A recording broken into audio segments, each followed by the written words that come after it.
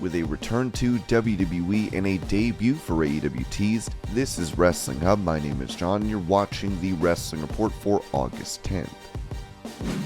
Before we get into the rest of the video, make sure you subscribe to Wrestling Hub and turn on all notifications to stay up to date with everything in the world of pro wrestling. Also, don't forget to follow us on Instagram at Wrestling Hub Official and follow us on Twitter at Wrestling_Hub.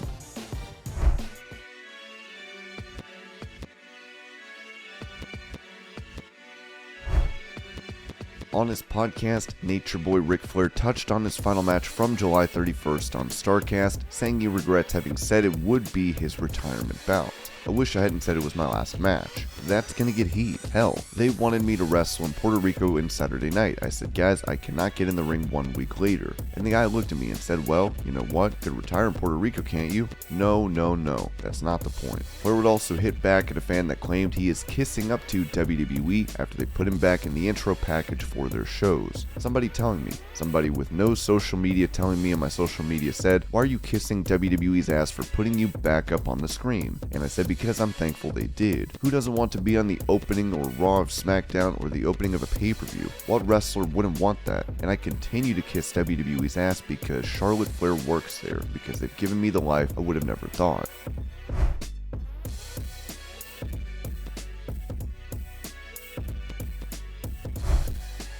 With some AEW stars like MJF seemingly unhappy with the company, Dustin Rhodes gave advice to talent who won out, telling Fandom Spotlight, you got so many places you can go now, but 2 places that really stand out are ours and theirs. You have to want one of those 2, and whatever you do, just make the best of it. If your contract's up and you've had enough with AEW, go, get out.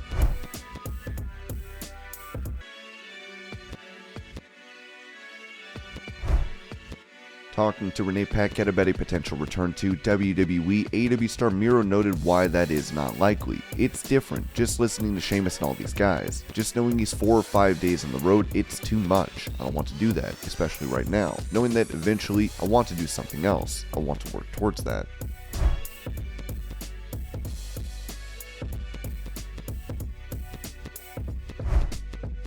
With Ricky Starks losing the FTW title to Hook and then being attacked by Powerhouse Hobbs, Taz would announce that his stable has been disbanded. Talking about this on his podcast, Jim Cornette called out AEW saying, well, but now you've taken guys that are talented but have been basically non-entities, especially Hobbs, and instead of getting them over as a unit and then turning one on the other, when you've just split them up when they're meaningless now, so that means the split is meaningless. Hopefully, Ricky Starks can come out of this feud as one of the biggest baby faces of the company.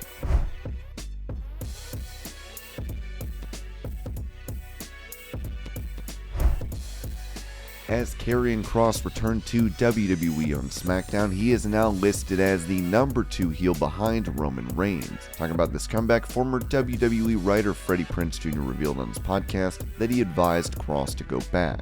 So I announced on the first season of this with Ariel Helwani that I was starting a wrestling federation, which I still am, and I'm working hard at it. My champion, and I had spoken with him a lot, was going to be Killer Kross. He was my guy. I was building the whole thing around him. We had kind of worked on the story. We talked about philosophy, talked about his character, his wife's character, with the caveat of, hey, you can't hold your career up to make my thing go. So I said, if you get other offers, you need to make a living. Go make a living, man. I got a text on Thursday, the day before SmackDown. I got a text that says, hey man, I need some advice. Let's chat. So I already know. And I almost wrote him the day before, hey, with Vince gone, you're going to get a call from Hunter. I literally wrote this text. I said, he's going to offer you the moon. And if you say no, you're out of your mind. So don't trip. Then I deleted the whole text and instead I just sent him a picture from the storyboard guy that's doing part of the show for me so that I can, pitch it properly. I just sent him a picture of some of the storyboard stuff instead because I didn't want to freak him out. So then the very next day, I got this text from him that said, can we talk? I need some advice. We start chatting and he says I talked to Hunter. They made an offer and it's real. I think I believe him when he's telling me what's going to happen. And you and I need to talk. I said, yeah, brother. I told him I wrote you a text yesterday that I deleted because I knew this was going to happen once Vince left the company. So we talked about it. I said, look, you'd be crazy to chase my dream in place of yours. Your dream was never to be. I don't want you to say the name of my federation, but your dream was never to be the Freddie P champion. It was to be the WWE champion. I said, I couldn't hold you up from that.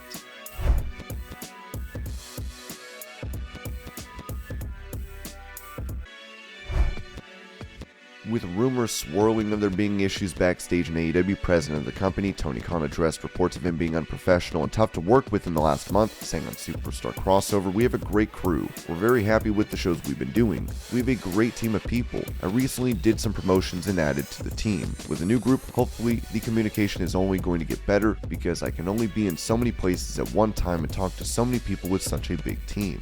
I think that'll help. In general, I think we have a really great environment and a great backstage. Overall, it's been a great summer for us, and it's only going to get better.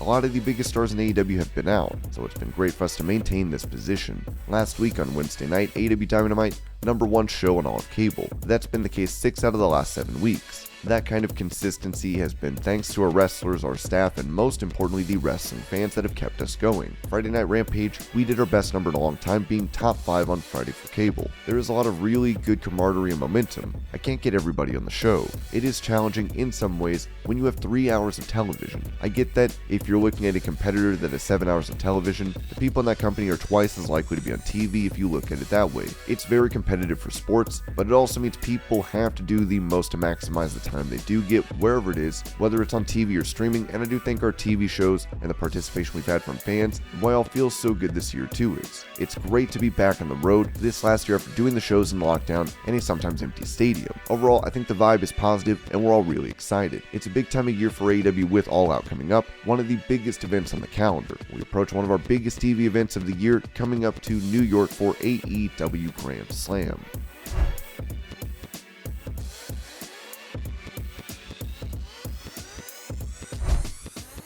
With him recently putting out a cryptic tweet, many are wondering if Erick Redbeard will come back to WWE. When asked about returning now that Triple H is out of creative, he told Sportskeeda if the opportunity called for certain things and it was creatively beneficial to the both of us, absolutely.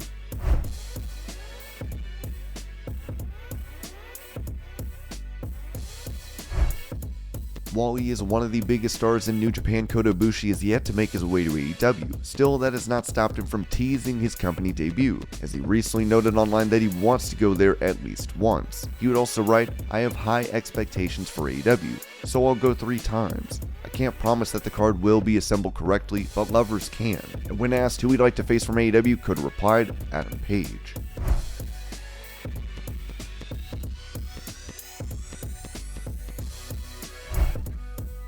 Known as the godfather of grappling judo legend, Gene Lebell, who inspired stars like Bryan Danielson and Ronda Rousey, recently passed away. As former UFC champion, Boss Rutan wrote on Facebook, "Sad news. The great Gene Lebell, toughest man I know, has passed away and left us at the age of 89. The first picture is in October 1996, after I fought in Japan and came to the States to check things out here because I've always loved America and was thinking about moving here. I was teaching at the LAPD, many more fighters were there teaching as well. I was teaching leg locks and I had this weird guy with red hair screaming after I put my partner in a leg lock. Perfect, love it. I thought, who is that weird guy? He kept shouting compliments, so I felt really good, and afterward my buddy came to me and told me I had to meet the legend. That is Gene Lebell. Oh man, I had heard stories about him and now I realized it was the guy with the red hair. So freaking awesome. What a man. What a men's man. Everybody loves Gene. We all heard the crazy stories about Seagal, and that he was the first guy to fight MMA in a match against the boxer Milo Savage in 1963. I wasn't even born. Still pulling wheelies on his motorcycle when he was like 84 years old. If you go online, you find thousands more stories. I've always loved Gene. Every single person I know loves Gene, and I'm proud to say that we always had fun when we met, always cracking jokes. My wife would say crazy means crazy. Him and Gakor, man, Gene would choke out his students. They would wait in line to get choked out by Gene. Then Gakor would have a glass of water with him, and once the guy was out cold, he would throw that water over his pants so it looked like he peed himself. Hilarious. He was always telling me a story that I gave him an El Guapo t-shirt, and that he thought he could get every girl now because of the shirt. After being sent away every single time, he couldn't understand why. I mean, he was wearing an El Guapo t-shirt until somebody told him that he was wearing it inside out. Ah, he said, that was the reason. Of course, this was all one big joke. I am still the proud owner of a very cool OTF blade, or as they also call it, a sliding knife, telescoping knife, or angel blade. He gave that to me on my birthday once. We'll treasure that knife forever. The second picture is at my friend Darren's place, and the last one was at an MMA event, and man, he seems to be at every single event, didn't he? My deepest condolences to his lovely wife Midge, his kids, and all his other family members and friends. You will be greatly missed, Gene. I love you, my friend. Till we meet again, Godspeed, rest in power, OSU.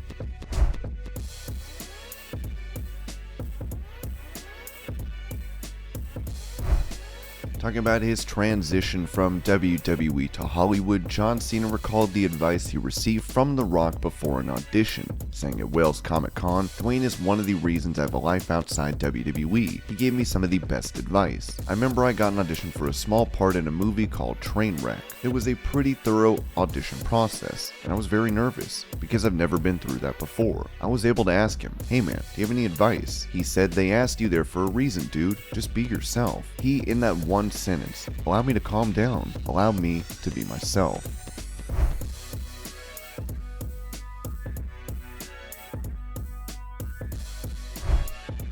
On his Hall of Fame podcast, Booker T touched on AEW stars that he'd like to see in WWE. "I'd love to see Wardlow, as well as Andrade, come back to WWE because he's not doing anything significant in AEW. Not saying that he's not going out and performing, he's performing. But you think about Andrade in WWE, and he had some star on him. He had some upside, but I don't know. I could be wrong about this. I could be wrong." Of course, Andrade recently made some news for liking a tweet which stated that Miro and he had been misused in AEW.